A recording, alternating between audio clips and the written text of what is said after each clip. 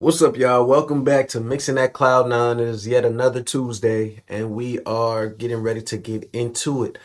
Today, we actually won't be doing any mixing. This is going to be all about building a session. I want to do this video for artists that may want to be recording themselves or engineers that may struggle with this part of the process. So right here, I have an empty session opened up, and I have a random beat that I found on BeatStars. So the tempo of this beat was 86. So the first thing you would do normally when you open a blank session is you will want to import your media. There's a couple ways to do this, but I just drag it right in. So I have my downloads folder right there, and I drag it in. Boom, it renders, and then I'll drag it to the start of my playlist. All right. So that's getting the beat in. Before I start recording this and playing it and all of that, I'm gonna turn this beat down. So you can use your meters. Some people use the trim plugin. I just use the clip gain. That's fine. It's either or. And then I play it in the louder section just to give ourselves headroom for when we start recording our vocals. We don't want to be competing, and this kind of gives us a good start when it comes to gain staging. If you don't know what gain staging is, it's basically making sure all of your individual elements in your mix are hitting a certain level on the meter so that when they all play together, they hit a certain level on the meter, and you don't want that level to exceed let's say -6, because once you start mixing, you will be amplifying things, you'll be turning things up, you'll be using an EQ, you may boost 3 decibels of 10K, and all of that plays a part in your metering and your loudness level and your headroom and all of that. So that when you're mixing, it's all within range. And then at the end, you could use a limiter, or you could use different things to get your mix back to a certain level, because you can always turn something up, but once you damage that signal, once it's clipping, once it's distorting, it's kind of stuck like that. So for tracks, I'm going Command Shift N, and it'll pop up on the left side here. I'll take this tape off. 5 audio tracks, boom. So there we have it, 5 audio tracks. And then I would also recommend creating a recording track.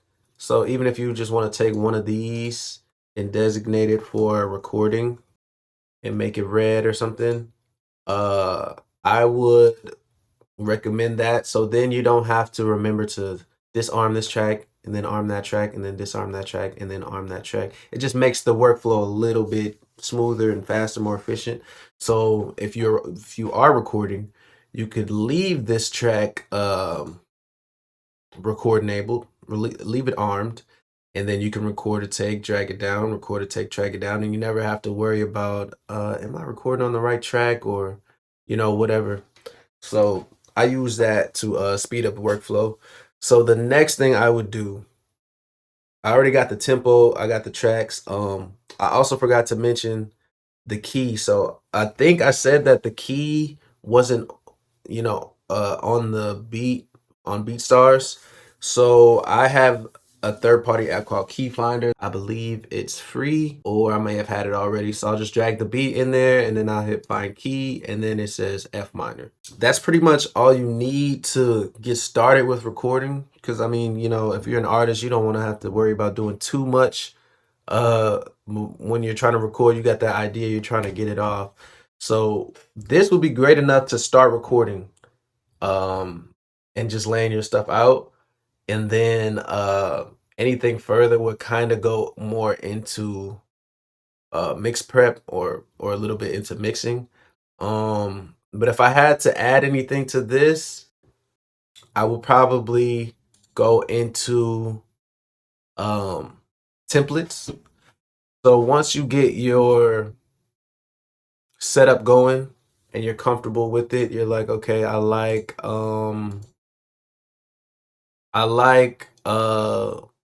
having my session set up like this, and I got my beat, I got my tracks, and everything is all ready.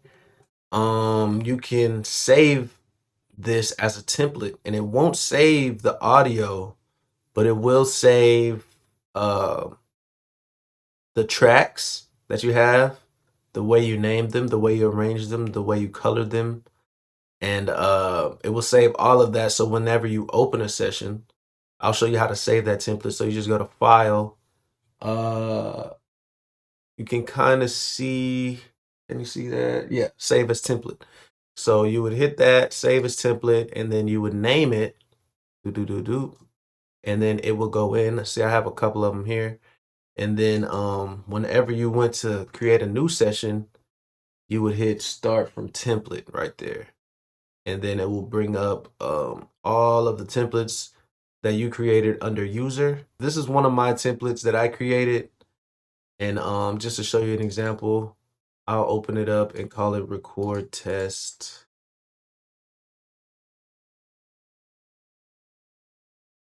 Boom.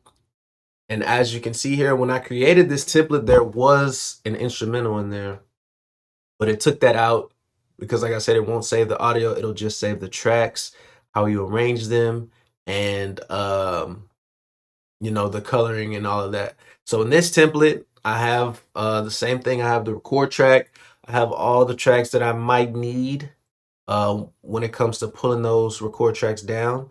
And then I have a Vox bus that pretty much just catches all of these tracks right here in blue or light blue are being sent to this dark blue bus. So if I add a plugin or if I edit the volume, it's going to affect all of these tracks, Vox 1 through 8. And then I have this verb send, which is coming from this bus.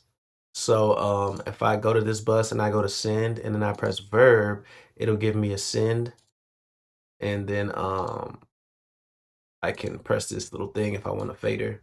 And then this will be my verb level for all of the tracks that are being sent to this bus. That's how you that's how you build a session from scratch just to get started recording. If you want to take it a step further than what I showed you in the last one, and I'll bring it back up. If you want to take it a step further than just this, you could create a bus. Select all these tracks by clicking one and then holding shift and then clicking the last track that you want to select, and it'll select everything in between those two tracks. And then I'll hit Command Shift B. Now in Pro Tools, that is not a shortcut. In Pro Tools, Command Shift N is the shortcut to create all tracks. So you have your master tracks, your VCAs, your buses, your audio, anything that's a track in Pro Tools, you'll hit Command Shift N, and then you'll be able to select what kind of track you want to create. In Luna, if you hit Command Shift N, it will ask you if you want to create a track, but if you want to create a bus, there's a separate shortcut for that, and it's Command Shift B. So then I will put Vox bus or whatever you want to call it. I'm gonna take the tape off. Boom. Now all of these tracks, and if you look here, you can see are being sent to this Vox bus. So it says out Vox bus, Vox bus. All right. So that means anything I put on this Vox bus, inserts or sends, are going to affect all of the channels that are being sent to that bus. So that can be very handy. If you say you have a bunch of tracks in here and you're like, they all sound like they need to be cleaned up. Instead of going and EQing this one track and then copying it down here and then copying down there and copying it down there, you can just put one EQ here and it'll do all of them at the same time, so that saves a bunch of time. So yeah, that's pretty much all you would need to get started recording. The way you record is going to depend on your equipment. So for me, I have an Apollo Twin, which means that I also have the console app that comes with it, and that's how I'm monitoring all of my incoming audio. So if you're just in Pro Tools, you won't have that. you'll just route your mic right into that record track and then just record that way. And then in Pro Tools, if you want to add something on that record track, you definitely can. You can add inserts so long as it's low latency, and you can add sends. So if you want to hear reverb or anything like that while you're recording, you could definitely do that in Pro Tools. It's just a matter of setting it up. So if you're recording instruments, it would kind of be the same, except instead of, all these tracks being for vocals and the same Vox bus, it would be for guitar, and it would say, electric guitar bus or bass guitar bus or drum bus, and it would be all drums. So it's all a very similar process, and this all helps you stay very organized while you're doing those things. Another thing I think forgot to mention, so if you're an artist and you are recording yourself, the key of the beat that you are using is very important. I've seen a lot of artists say things like, I love the way my voice sounds when I'm in C minor of the auto tune. That may be a valid point for you, but that doesn't mean that that will sound good on every instrumental you use. You must link the key of your auto tune to the key of the beat so that it will be in key. Otherwise, you will have notes, if not all of the notes that you are singing will be off key, because the auto tune will be pulling you in the wrong direction, so to speak. So like I said, for this particular instrumental, the key is F minor right here. So if you wanted to put auto tune on this on your voice, not that one, I'd use this one, then we would go up here, we would hit F minor, and then, depending on the scale or the input type, I'll probably put low male, mostly work with low male. And then here's your retune speed right here. If you ever on auto tune and you're like, man, this sounds a little too robotic, there's also the humanize, but the flex tune, if you have auto tune advanced or pro, the flex tune is super useful. So that is creating a session to record. To take it a step further, something that you can do is slap an EQ on your vocal bus or on your vocal channels if you're not using a bus.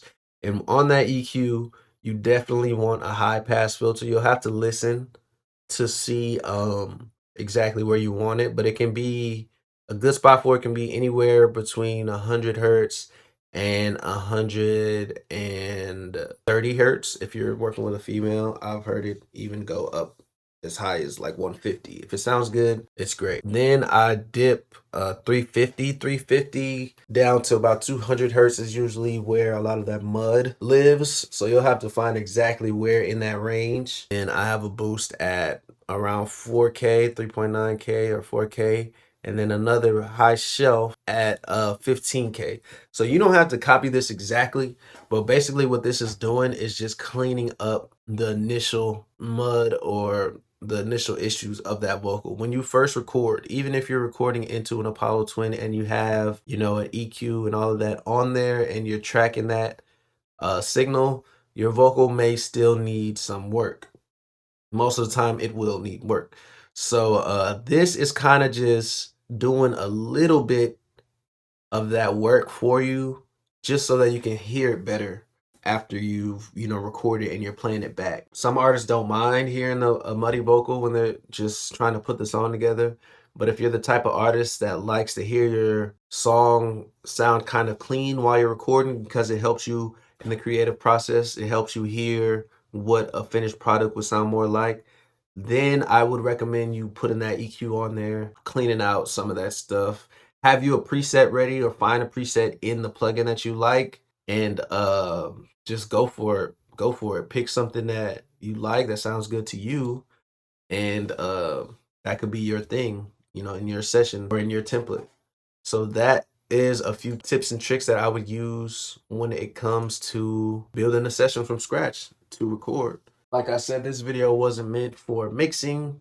It was just meant to show you guys that. So I appreciate y'all for rocking with me. This has been another episode of Mixing at Cloud9, and I will see y'all next week.